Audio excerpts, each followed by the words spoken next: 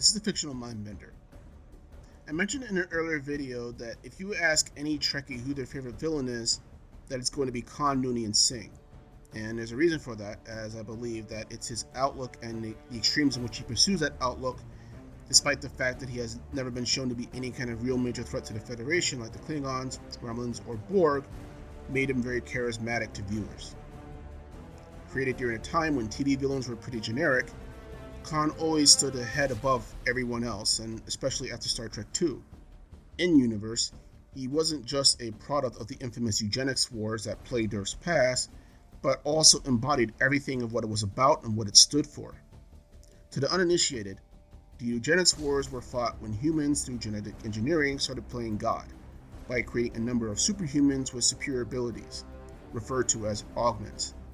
Better in every way possible, these created then showed their creators who was really God, taking over several nations, setting up kingdoms that took many years to overthrow, and killing millions in the process. Khan arose during his time as the most powerful and successful of these superhuman rulers.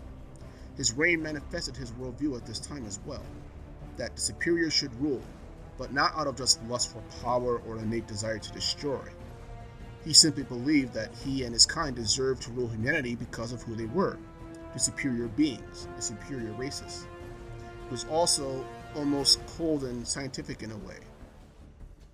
It is said that those areas that were under his control, though, lacking freedom and whatnot, were also well cared for. No conflict, turmoil, or massacres that plagued other areas under augment rule had that problem with areas that were controlled by Khan. Though Khan was still arrogant and prone to overconfidence.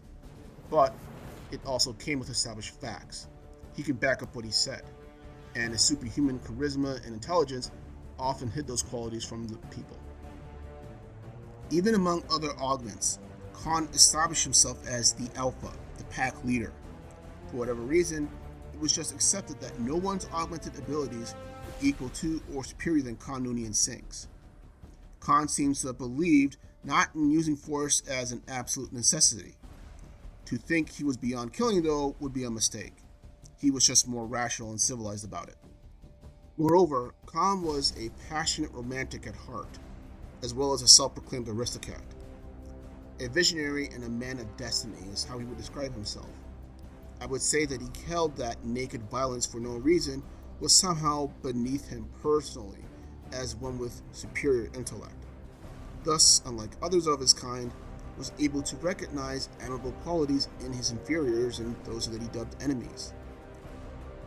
Almost more than anything, Khan seems to have respected those who strive to be better than they were, even if they would never reach his level, such as James Kirk and Lieutenant Marlon McIvers, the latter whom he seduced and later married, and was exiled with his crew on the planet Ceti Alpha 5. And he always seemed to project a sense that he was always in control, no matter how bad things got, and that's because he honestly believed it himself.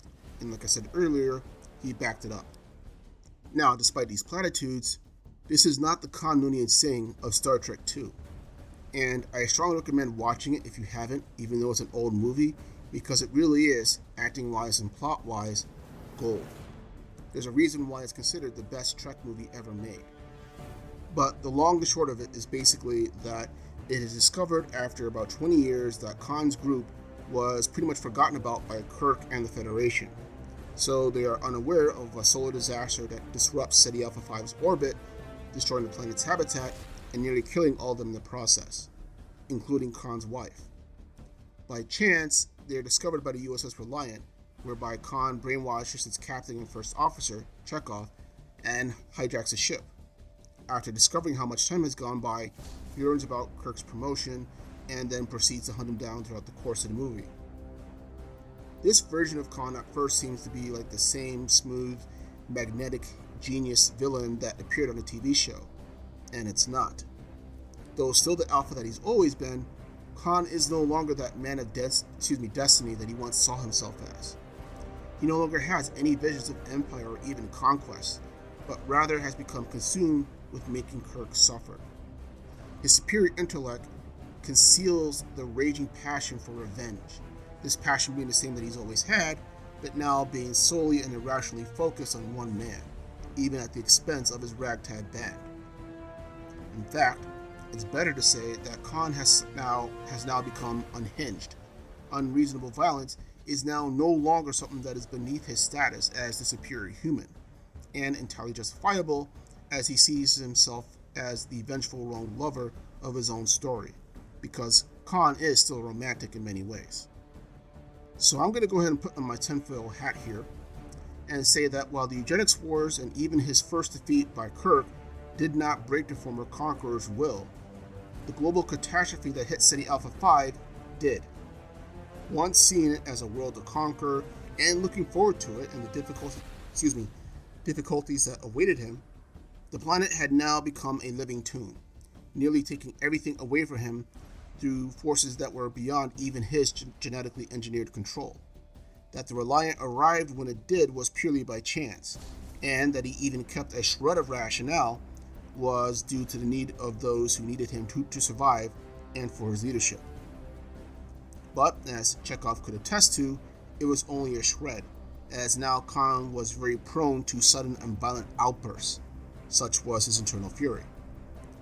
His final appearance on the bridge of a broken and defeated USS Reliant, a wild, bloodied mess of a man, pulling himself forward more by pure will than superior strength, and the civilized aristocratic veneer had now been burned away from him, finally reveals the true face of Noonian Singh, being consumed by passion and ego, and the bodies of those who once considered him a benign and benevolent genius leader. One can easily believe that if he had the ability to do so, that Khan would have set the whole universe on fire just to get his revenge on James Kirk, and such was the loss of Noonian Singh. That in this sense, that while Khan embodied everything about the hopes, realities, and dreams of the eugenics wars and how they saw themselves and were the superior human beings, they were at the same time still human, still fallible, still prone to ego and making mistakes that could lead to dramatic fallouts, as Noonian Singh found out. But if you happen to disagree or agree with that, please let me know in the comments below. But otherwise, this is the Fictional Mindbender, and y'all have a good day.